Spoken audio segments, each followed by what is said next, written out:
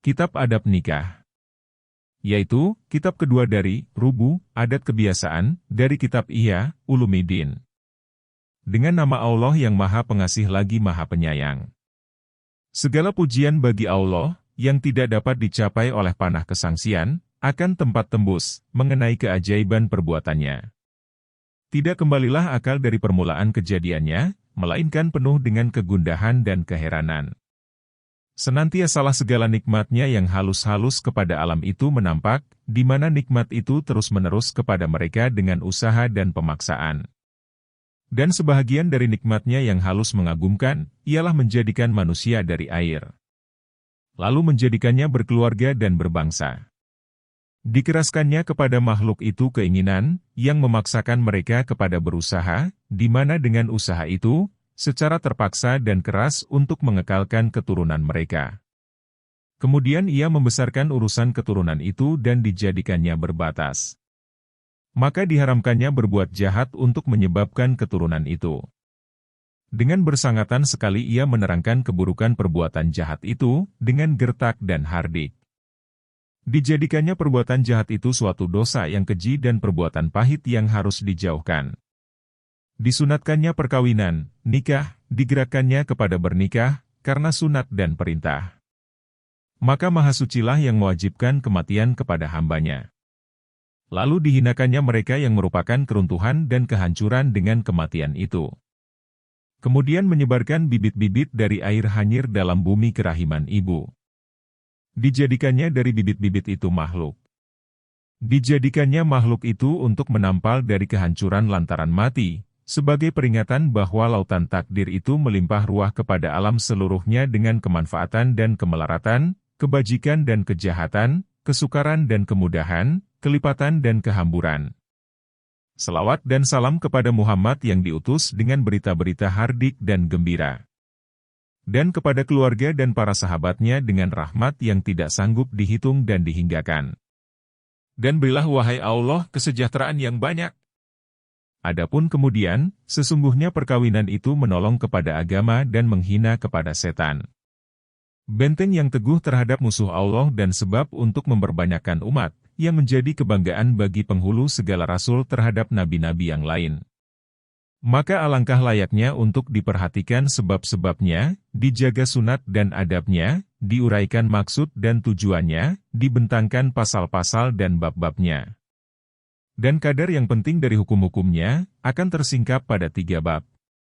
Bab pertama, tentang menggemarkan dan membencikan kepada nikah. Bab kedua, tentang adab yang harus dijaga pada waktu melakukan perkawinan, pada waktu, akad, dan terhadap yang berakad nikah. Bab ketiga, tentang adab bergaul sesudah, akad, sampai kepada bercerai. Bab pertama, tentang menggemarkan dan membencikan kepada nikah. Ketahuilah, bahwa para ulama berbeda pendapat tentang keutamaan nikah. Setengah dari mereka bersangatan benar, sehingga mendakwakan bahwa nikah itu lebih utama, afdal, daripada menjuruskan diri beribadah kepada Allah. Sedang yang lain mengakui dengan keutamaan nikah itu, tetapi mendahulukan menjuruskan diri beribadah kepada Allah daripada nikah, manakala dirinya tidak memerlukan dijaga dengan nikah, sebagai penjagaan dari yang mengganggu keadaan dan membawanya terjerumus kepada perbuatan jahat. Dan berkata yang lain lagi, bahwa yang lebih utama, ialah meninggalkan perkawinan pada masa kita sekarang ini. Dan adalah nikah itu dahulu, mempunyai keutamaan, karena tidaklah segala usaha itu terlarang dan tidaklah budi pekerti wanita itu tercela. Dan tidaklah terbuka kebenaran mengenai perkawinan itu, kecuali mula-mula, harus dikemukakan apa yang datang, dari hadis-hadis dan atsar-atsar, tentang menggembirakan dan membencikan kepada nikah. Kemudian, kami menguraikan segala faedah nikah dan tipu dayanya. Sehingga jelaslah dari penjelasan-penjelasan itu akan keutamaan nikah dan meninggalkan terhadap diri tiap-tiap orang, yang memperoleh keselamatan dari segala tipuan setan atau tiada memperoleh keselamatan daripadanya. Penggemaran kepada perkawinan. Adapun dari ayat, maka berfirman Allah Ta'ala, dan kawinkanlah orang-orang yang sendirian, janda, di antara kamu. Surat 24 An-Nur ayat 32. Dan ini adalah perintah, amar. Dan Allah Ta'ala berfirman, maka janganlah dihalangi perempuan itu kawin dengan suaminya yang lama. Surat 2 Al-Baqarah ayat 232. Dan ini adalah larangan daripada menghalangi dan mencegah daripada menghalanginya. Dan berfirman Allah Ta'ala tentang menyifatkan dan memujikan rasul-rasul, dan sesungguhnya telah kami utus sebelum engkau beberapa rasul dan kami berikan untuk mereka istri-istri dan anak-anak. Surat 13 Ar-Ra'd ayat 38. Lalu Allah Ta'ala menyebutkan yang demikian dalam pembentangan kenikmatan, penglahiran kelebihan dan pemujian wali-walinya dengan memohonkan yang demikian dalam doa, seraya ia berfirman, dan mereka itu berkata, wahai Tuhan kami, kurniakanlah kepada kami istri dan turunan menjadi cahaya mata sampai akhir ayat. Surat 25 Al-Furqan ayat 74. Ada yang mengatakan bahwa Allah Ta'ala tiada menyebutkan dalam kitabnya tentang nabi-nabi, kecuali yang berkeluarga. Lalu mereka itu mengatakan bahwa Nabi Yahya telah melaksanakan perkawinan dan tidak bersetubuh. Maka ada yang mengatakan bahwa beliau berbuat demikian untuk memperoleh keutamaan dan menegakkan sunnah. Dan ada yang mengatakan untuk menutupkan mata dari melihat wanita. Adapun Nabi Isa maka beliau akan kawin apabila telah turun ke bumi dan akan memperoleh anak. Adapun hadis tentang perkawinan, yaitu sabda Nabi, nikah itu adalah sunnahku. Maka barang siapa benci kepada sunnahku, niscaya sesungguhnya ia benci kepadaku. Dan Nabi bersabda, nikah itu adalah sunnahku, jalan agamaku. Maka barang siapa mencintai akan agamaku, maka hendaklah menjalankannya menurut sunnahku. Dan Nabi bersabda pula, bernikahlah kamu supaya kamu banyak. Sesungguhnya aku bermegah-megah dengan kamu terhadap umat-umat lain pada hari kiamat, sehingga dengan anak keguguran sekalipun. Dan Nabi bersabda pula, barang siapa benci kepada sunnahku, maka tidaklah ia daripada golonganku. Dan sesungguhnya setengah dari sunnahku itu, ialah nikah. Maka barang siapa mencintai aku, hendaklah ia menjalankan menurut sunnahku. Bersabda Nabi, barang siapa meninggalkan perkawinan karena takut akan kemiskinan, maka tidaklah ia daripada golongan kami. Ini adalah cercaan, disebabkan karena tidak mau, bukan karena semata-mata tidak kawin. Dan Nabi bersabda, barang siapa mempunyai kesanggupan belanja, maka hendaklah kawin. Dan ia bersabda, barang siapa sanggup daripada kamu memperoleh tempat tinggal, maka hendaklah kawin. Karena dengan perkawinan itu menutupkan mata daripada melihat wanita lain dan lebih menjaga kehormatan. Dan barang siapa yang tiada sanggup, maka hendaklah berpuasa, karena puasa itu melemahkan syahwatnya, wija. Hadits tadi menunjukkan bahwa sebab penggemaran kepada perkawinan, ialah takut terjadi kerusakan pandangan dan kehormatan. Melemahkan nafsu syahwat, dalam hadis di atas tadi, disebut, wija. Yaitu dimaksudkan dengan kehancuran 2 biji kejantanan, sehingga hilang kejantanan itu. Dan itu adalah kata-kata pinjaman, musta'ar, yang menunjukkan kepada kelemahan bersetubuh dalam berpuasa. Dan Nabi bersabda, apabila datang kepadamu orang yang kamu relai agamanya dan kepercayaannya, amanahnya, maka kawinkanlah dia. Kalau tidak kamu kerjakan yang demikian, niscaya menjadi fitnah, kekacauan di bumi dan kerusuhan besar. Hadits ini pun menyatakan sebab penggemaran untuk berkawin karena takut kerusakan. Dan bersabda Nabi, barang siapa kawin karena Allah dan mengawinkan karena Allah, niscaya ia berhak memperoleh kedekatan kepada Allah. Dan bersabda Nabi, barang siapa kawin, maka sesungguhnya ia telah memelihara setengah agamanya. Maka hendaklah ia bertakwa kepada Allah pada setengah lagi. Hadits ini pun menunjukkan bahwa keutamaan berkawin itu adalah karena memelihara daripada perselisihan dan menjaga daripada kerusakan. Maka adalah yang merusakkan agama seseorang manusia itu, pada umumnya, ialah kemaluan dan perutnya. Dan salah satu daripada keduanya itu, telah cukup dengan perkawinan.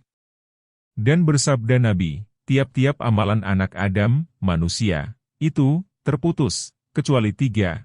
Anak yang syalih yang berdoa kepadanya, sampai akhir hadis. Dan tidak sampai kepada yang dimaksud ini, selain dengan perkawinan.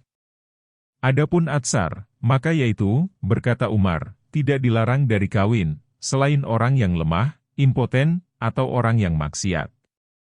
Beliau menerangkan bahwa agama tidak melarang perkawinan dan membatasi larangan itu pada dua perkara yang tercelah tadi. Ibnu Abbas berkata, tidak sempurna ibadah bagi orang yang melakukan ibadah haji sebelum ia kawin. Mungkin beliau memasukkan perkawinan itu sebahagian dari ibadah haji dan yang menyempurnakan ibadah haji. Tetapi yang jelas, ialah beliau maksudkan bahwa tiada sehat hatinya, lantaran kerasnya kerinduan syahwat, kecuali dengan perkawinan. Dan ibadah haji itu tidak sempurna, kecuali dengan kosongnya hati dari gangguan. Karena itulah, beliau kumpulkan budak-budaknya, tatkala mereka mengetahui, Akramah, Quraid, dan mengatakan, kalau kamu mau kawin, niscaya aku kawinkan kamu. Karena hamba itu, apabila melakukan zina, niscaya dicabutkan iman dari hatinya. Ibnu Mas'ud berkata, jikalau tidaklah tinggal dari umurku, selain dari 10 hari, niscaya aku suka akan kawin supaya tidaklah aku berjumpa dengan Allah, selaku orang lajang. Kedua istri Mu'adz bin Jabal meninggal, kena kolera dan ia pun kena kolera pula. Maka beliau berkata, kawinkanlah aku, karena aku tidak suka bertemu dengan Allah, selaku orang lajang. Keterangan tersebut dari Ibnu Mas'ud dan Mu'adz bin Jabal, menunjukkan bahwa keduanya berpendapat akan keutamaan pada perkawinan, tidak dari segi menjaga dari gangguan hawa nafsu saja. Dan adalah Umar membanyakkan kawin dan mengatakan, tidaklah aku kawin, melainkan karena anak. Adalah sebahagian sahabat telah mengambil keputusan, untuk berkhidmat, melakukan sopan santun kepada Rasulullah dan berdiam padanya, untuk keperluan yang datang kepada Rasulullah. Lalu Rasulullah bertanya kepada sahabat tadi, tidakkah kamu kawin? Lalu ia menjawab, wahai Rasulullah, sesungguhnya aku ini orang miskin, tidak mempunyai apa-apa. Dan aku mengambil keputusan untuk berkhidmat kepadamu. Mendengar itu, Nabi berdiam diri, kemudian mengulangi lagi pertanyaannya dan sahabat itu mengulangi penjawabannya seperti semula. Kemudian sahabat itu berpikir, lalu menjawab, demi Allah, sesungguhnya Rasulullah lebih mengetahui apa yang lebih baik bagiku, untuk duniaku dan akhiratku dan apa yang mendekatkan aku kepada Allah, daripada aku sendiri. Dan kalau beliau menanyakan kepadaku kali ketiga, niscaya akan aku laksanakan. Maka Rasulullah menanyakan kali ketiga, mengapakah kamu tidak kawin? Bercerita sahabat tadi lebih lanjut, lalu aku mengatakan, wahai Rasulullah, kawinkanlah aku. Maka Nabi menjawab, pergilah kepada suku Anu dan katakanlah, bahwa Rasulullah menyuruh kamu, supaya kamu kawinkan aku dengan anak gadismu. Sahabat tadi meneruskan ceritanya. Maka aku berkata, wahai Rasulullah, aku tidak mempunyai apa-apa. Lalu Rasulullah bersabda kepada para sahabatnya, kumpulkanlah untuk saudaramu ini, emas seberat sebutir biji. Maka mereka kumpulkan emas untuk saudaranya itu, lalu dibawanya kepada suatu suku, lalu dikawinkannya. Kemudian Nabi mengatakan, adakan pesta. Maka mereka kumpulkan dari para sahabat seekor kambing untuk pesta kawin. Keterangan yang berulang-ulang ini menunjukkan kepada keutamaan perkawinan itu sendiri. Dan mungkin menandakan kepada perlunya perkawinan itu. Menurut cerita, bahwa sebahagian hamba Allah pada umat-umat terdahulu melebihi ibadahnya dibandingkan dengan penduduk pada masanya. Lalu ia menerangkan kepada Nabi zamannya akan kebagusan ibadahnya. Maka bersabda Nabi itu, orang yang sebaik-baiknya, ialah yang tidak meninggalkan sesuatu daripada sunnah. Orang yang banyak beribadah, abid, tadi, dapat menangkap apa yang didengarnya. Lalu ia menanyakan yang demikian itu kepada nabinya. Nabi itu menjawab, engkau meninggalkan kawin.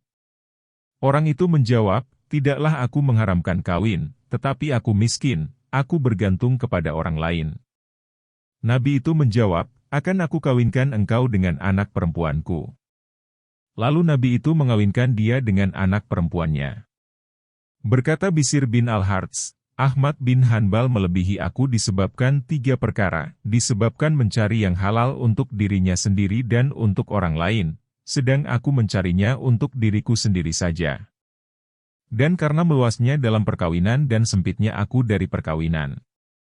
Dan ada yang mengatakan bahwa Imam Ahmad kawin pada hari kedua dari meninggalnya istrinya dan beliau mengatakan, "Aku tidak suka bermalam," sebagai orang bujang. Adapun Bisir, sesungguhnya tatkala orang mengatakan kepadanya bahwa orang banyak memperkatakan tentang Tuan, karena Tuan tidak kawin dan mereka itu mengatakan, dia itu meninggalkan sunnah. Lalu Bisir menjawab, "Katakanlah kepada mereka bahwa dia itu sibuk dengan yang fardhu, sehingga tidak mengerjakan yang sunat." Dan pada kali yang lain, ia dicaci orang, lalu Bisir menjawab, "Tidaklah yang melarang aku dari kawin, selain oleh firman Allah Ta'ala, perempuan-perempuan itu mempunyai hak, seimbang dengan kewajibannya, yaitu secara patut."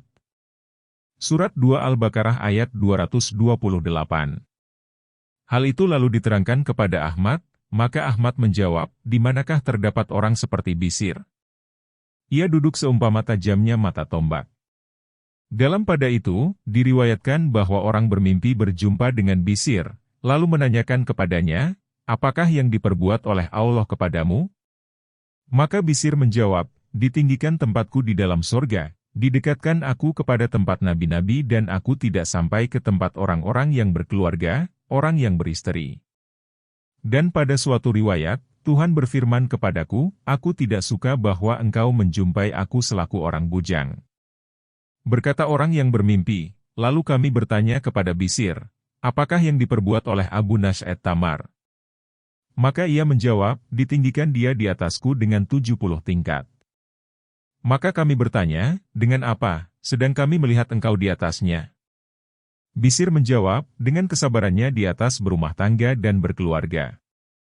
Berkata Sufyan bin Uyainah, "Banyaknya perempuan, tidaklah termasuk dunia, karena Ali adalah yang lebih zuhud daripada para sahabat Rasulullah dan beliau mempunyai 4 orang istri dan 17 gundik. Nikah itu adalah sunnah yang sudah lalu dan budi pekerti daripada nabi-nabi." Berkata seorang laki-laki kepada Ibrahim bin Adham, "Berbahagialah Tuan, karena Tuan telah menyelesaikan segala urusan untuk ibadah dengan membujang." Ibrahim bin Adham menjawab, "Kesulitan yang engkau hadapi disebabkan berkeluarga, adalah lebih utama dari semua apa yang ada saya padanya." Lalu laki-laki itu bertanya, "Apakah yang menghalangi Tuan dari kawin?" Ibrahim menjawab, "Aku tidak berhajat kepada wanita dan aku tidak bermaksud memperdayakan wanita dengan diriku." Ada ulama yang mengatakan, kelebihan orang yang berkeluarga, beristri, dari orang yang membujang, adalah seperti kelebihan orang yang pergi ke medan jihad, daripada orang yang duduk.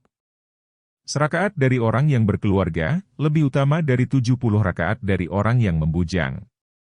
Adapun hadis yang menerangkan tentang mempertakutkan dari kawin yaitu, bersabda Nabi, manusia yang terbaik sesudah 200 tahun, dari tahun Nabi bersabda itu, ialah orang yang ringan kelakuannya, yang tiada berkeluarga dan tiada beranak.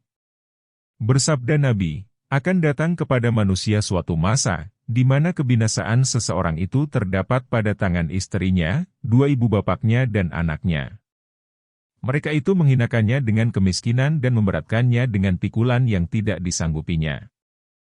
Lalu ia masuk ke tempat-tempat masuk yang menghilangkan agamanya, maka binasalah dia.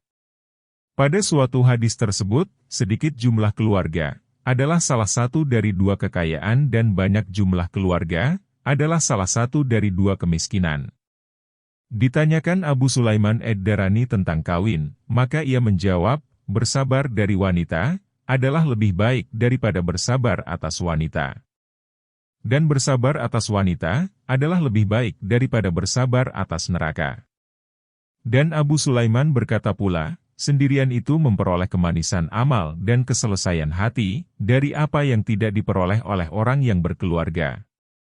Pada kali yang lain, beliau berkata, tiada seorang pun aku melihat dari sahabat kita yang telah kawin, lalu ia tetap pada tingkatannya yang pertama. Beliau berkata pula, 3 perkara, barang siapa mencari yang 3 perkara itu, maka ia telah condong kepada dunia, barang siapa mencari kehidupan atau mengawini perempuan atau menulis hadis. Berkata Al-Hasan, apabila dikehendaki oleh Allah akan kebajikan kepada seseorang hamba, maka tidak diganggukannya dengan urusan keluarga dan harta. Berkata Ibnu Abil Hawari, berdebat, bermunadarah, segolongan manusia tentang hadis tadi. Maka tetaplah pendapat mereka, bahwa tidaklah maksudnya yang dua itu tidak ada. Tetapi ada, dan keduanya itu tidak mengganggukannya.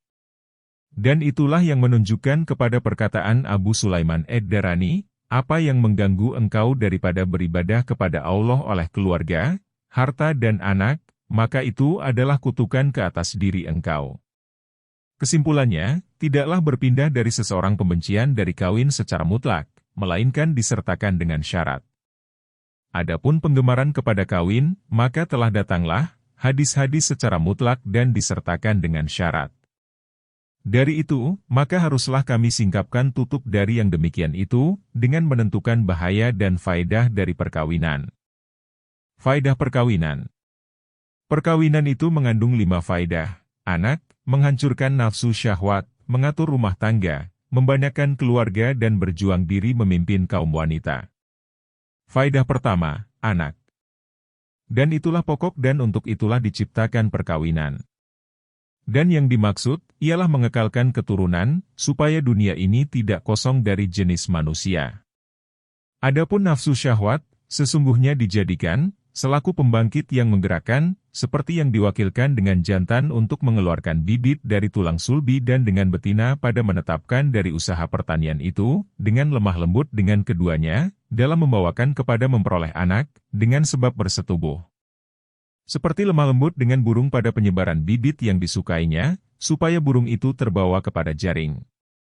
Adalah kudrah azaliyah, kekuasaan Tuhan yang azali, tidak terbatas dari penciptaan oknum-oknum pada mulanya, tanpa usaha pertanian dan percampuran. Akan tetapi hikmat kebijaksanaan menghendaki ketertiban musabab di atas sebab-sebab, serta tidak memerlukan benar kepada sebab-sebab itu, untuk melahirkan kekuasaan kudrah, kuasa, menyempurnakan keajaiban-keajaiban penciptaan dan merealisasikan dari apa yang telah terdahulu kehendak yang maha kuasa.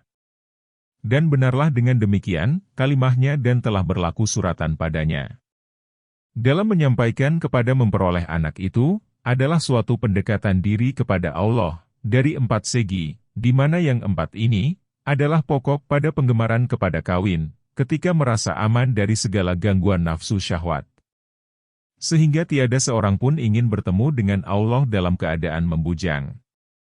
Segi pertama, bersesuaian kecintaan Allah dengan usaha, pada memperoleh anak untuk mengekalkan jenis manusia. Segi kedua, mencari kecintaan Rasulullah pada membanyakkan orang, di mana dengan banyaknya itu, beliau dapat membanggakan. Segi ketiga, mencari keberkatan dengan doa anak yang syalih sesudah ia meninggal dunia. Segi keempat, mencari syafaat dengan kematian anak yang masih kecil, apabila anak itu meninggal sebelum ia meninggal. Adapun segi yang pertama tadi, adalah yang lebih halus dan lebih jauh dari pemahaman orang kebanyakan. Dan lebih benar dan lebih teguh pada orang-orang yang berpemandangan tembus tentang keajaiban ciptaan Allah Ta'ala dan segala yang berlaku dari hukumnya. Penjelasannya, bahwa Tuhan itu apabila menyerahkan kepada pesuruhnya, budaknya, bibit dan alat-alat pertanian dan disediakannya bagi pesuruh itu tanah yang disediakan untuk pertanian dan pesuruh itu sanggup bertani dan diserahkannya kepada orang yang akan mengerjakan pertanian itu, maka kalau ia bermalas-malas, menyia-nyiakan alat pertanian dan membiarkan bibit tersia-sia, hingga rusak dan ia menolak orang yang menyerahkan tugas itu dengan berbagai helah, niscaya pesuruh itu berhak makian dan kutukan dari tuannya. Allah Ta'ala telah menjadikan 2 suami istri. Dijadikannya tanda kelakian, zakar, dan 2 buah pelir. Dijadikannya air yang hanyir dalam tulang belakang laki-laki dan disediakannya bagi air yang hanyir itu dalam 2 buah pelir, urat-urat dan tempat-tempat mengalir. Dijadikannya rahim wanita, tempat ketetapan dan tempat simpanan air yang hanyir itu. Dan dikerasinya kehendak nafsu syahwat kepada masing-masing dari pria dan wanita. Maka segala perbuatan dan alat-alat itu menjadi saksi nyata dengan lisan yang tegas, untuk melahirkan dari kehendak penciptanya Halik, yang maha penciptanya. Dan menyerukan segala yang berakal pikiran untuk mengenali apa yang disediakan untuknya. Ini, walaupun tidak ditegaskan oleh Halik, yang maha pencipta, dengan lisan Rasulnya akan maksud, di mana beliau itu bersabda, kawinlah supaya kamu berketurunan, maka bagaimanakah tidak dipahami, padahal telah ditegaskan dengan perintah, amar, dan diterangkan dengan rahasia. Maka tiap-tiap orang yang tidak mau kawin, adalah berpaling dari pertanian, menyia-nyiakan bibit, membuat nganggur alat-alat yang tersedia, untuk apa ia dijadikan oleh Allah. Dan melakukan penganiayaan kepada maksud dari kejadian dan hikmat kebijaksanaan yang dipahami dari bukti-bukti penciptaan yang tertulis di atas anggota-anggota itu dengan tulisan ketuhanan. Bukan dengan tulisan berhuruf dan bersuara, yang akan dibaca oleh tiap-tiap orang yang mempunyai mata hati ketuhanan, Basyirah Rabbaniyah, yang tembus untuk memperoleh hikmah azaliyah yang halus-halus. Dan karena itulah, agama memandang besar tentang persoalan membunuh anak dan menguburkan anak perempuan hidup-hidup. Karena itu adalah mencegah kesempurnaan wujudnya manusia. Dan untuk itu ditunjukkan oleh orang yang mengatakan, al-asl, membuang mani dari istri, adalah salah satu dari dua macam pembunuhan anak hidup-hidup. Orang yang kawin, adalah orang yang berusaha menyempurnakan apa yang disukai oleh Allah kesempurnaannya. Dan orang yang berpaling dari kawin, adalah orang yang mengosongkan dan menyia-nyiakan akan apa yang tidak disukai oleh Allah menyia-nyiakannya. Dan karena kesukaan Allah Ta'ala untuk kekalnya segala yang bernyawa, maka disuruhnya memberi makan, didorongkannya kepada memberi makan dan dikatakannya tentang memberi makan tadi dengan kata-kata hutang, yaitu firman-Nya, siapakah yang mau memperhutangkan Allah dengan hutang yang baik? Surat 2 Al-Baqarah ayat 245. Kalau Anda bertanya, bahwa kata Tuhan, kekalnya keturunan dan nyawa itu disukai Allah, niscaya mendatangkan sangkaan, bahwa hilang dan hancurnya, fana, nyawa itu, tidak disukai oleh Allah. Dan itu adalah pemisahan antara mati dan hidup, dengan disandarkan kepada kehendak Allah Ta'ala. Dan adalah dimaklumi, bahwa semuanya itu, adalah dengan kehendak Allah. Dan bahwa Allah kaya, tidak memerlukan, kepada alam semesta. Maka dari manakah, mendapat perbedaan pada sisinya, mati mereka dari hidupnya atau kekal mereka dari fananya? Ketahuilah kiranya, bahwa kalimat tadi adalah benar, yang telah dimaksudkan kepada yang salah. Apa yang telah kami sebutkan, tidaklah menidakkan penyandaran segala yang ada ini, Al-Kainat, seluruhnya, kepada kehendak Allah, baiknya dan buruknya, manfaatnya dan melaratnya. Tetapi kesukaan dan kebencian itu, adalah berlawanan. Dan keduanya tidaklah melawan akan kehendak Allah. Maka banyak yang dikehendaki itu, tidak disukai dan banyak juga yang dikehendaki itu disukai. Perbuatan maksiat itu tidak disukai, di mana walaupun tidak disukai, tetapi dikehendaki. Perbuatan taat itu dikehendaki, di mana bersama dengan dikehendaki itu, disukai dan direlai. Adapun kekufuran dan kejahatan, maka tidaklah kita mengatakan direlai dan disukai. Tetapi, adalah itu dikehendaki. Berfirman Allah Ta'ala, Allah tiada merelai kekufuran dari hamba-hambanya. Surat 39 Az-Zumar ayat 7. Maka bagaimanakah fana, itu disandarkan kepada kesukaan dan kebencian Allah seperti baka, kekal? Sesungguhnya Allah Ta'ala berfirman, tidaklah aku ragu-ragu pada sesuatu, seperti keraguanku pada mengambil nyawa hambaku yang muslim. Dia tidak menyukai mati dan aku tidak menyukai kejahatannya dan tak boleh tidak ia daripada mati. Maka firman-Nya, tak boleh tidak ia daripada mati, itu menunjukkan kepada dahulunya kemauan dan takdir yang tersebut pada firman-Nya, kami telah menentukan, mentakdirkan, kematian kepada kamu. Surat 56 Al-Waqiah ayat 60. Dan pada firman-Nya, yang menciptakan kematian dan kehidupan. Surat 67 Al-Mulk ayat 2. Dan tidaklah berlawanan antara firman-Nya, kami telah menentukan, mentakdirkan, kematian kepada kamu. Surat 56 Al-Waqiah ayat 60 tadi dan firman-Nya, aku tidak menyukai kejahatannya.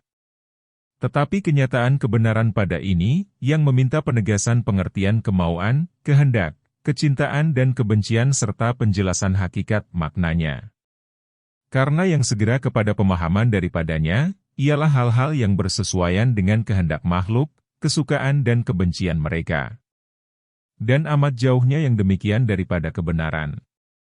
Di antara sifat Allah Ta'ala dan sifat makhluk, adalah amat berjauhan, sebagaimana antara zatnya yang mulia dan zat makhluk. Dan sebagaimana zat makhluk itu benda dan aradl, sifat, dan zat Allah Ta'ala adalah maha suci daripada yang demikian. Dan tidak bersesuaianlah antara yang tidak benda dan tidak sifat dengan yang berbenda dan bersifat. Maka demikian pula, sifat-sifatnya tidak bersesuaian dengan sifat-sifat makhluk. Dan hakikat makna ini semuanya, masuk dalam ilmu mukasyafah yang diminta mengetahuinya saja. Dan di balik ilmu diminta untuk mengetahuinya saja ini, adalah rahasia takdir, sir kadar, yang terlarang menyiarkannya. Dari itu, hendaklah kami ringkaskan menyebutkannya dan hendaklah kami ringkaskan di atas apa yang telah kami peringatkan, dari perbedaan antara tampil kepada perkawinan dan mundur daripadanya. Maka salah satu daripada keduanya, adalah menyia-nyiakan keturunan, yang dikekalkan oleh Allah akan adanya keturunan itu dari semenjak Adam ganti berganti, sampai kepada penghabisannya.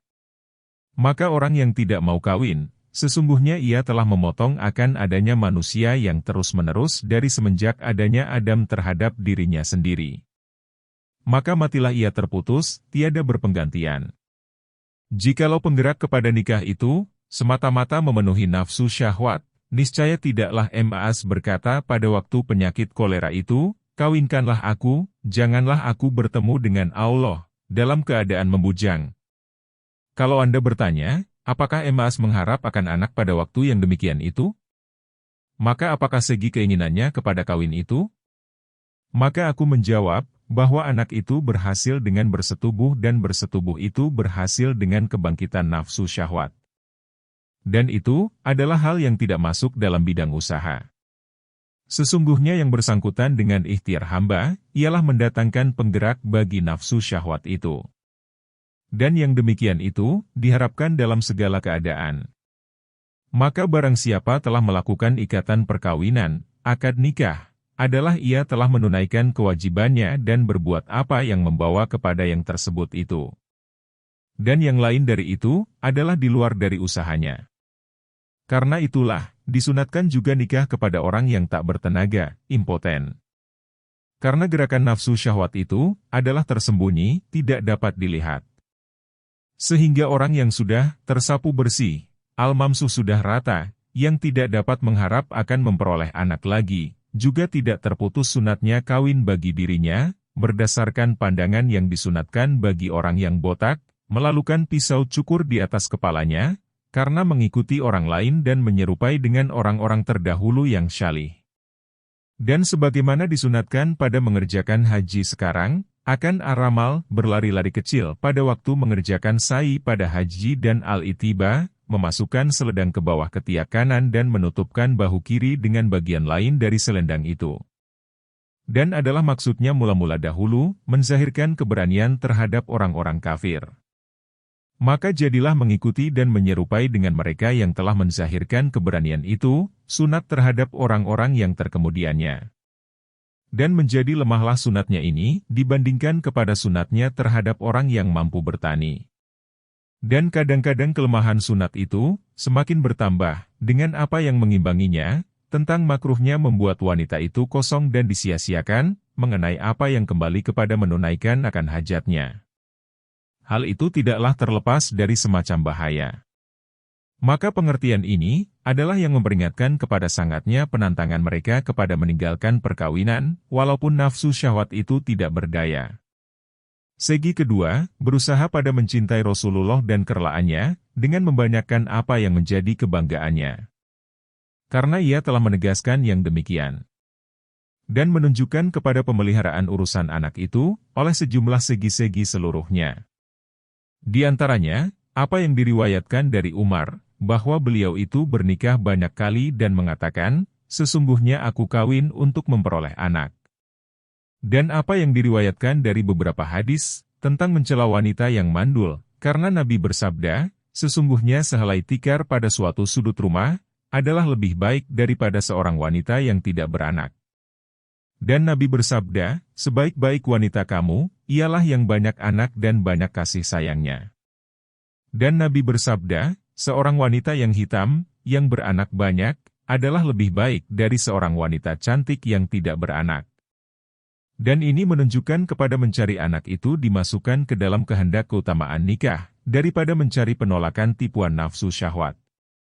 Karena wanita yang cantik adalah lebih patut untuk pemeliharaan, pemincingan mata dan pemuasan nafsu syahwat. Segi ketiga, bahwa ditinggalkan sesudahnya, anak yang syalih yang berdoa kepadanya, sebagaimana tersebut pada hadis, bahwa segala amal perbuatan anak Adam, manusia, itu terputus, selain 3 perkara. Lalu Nabi menyebutkan anak yang syalih. Dan pada suatu hadis, tersebut, bahwa segala doa itu dibawa kepada orang mati di atas baki dari nur.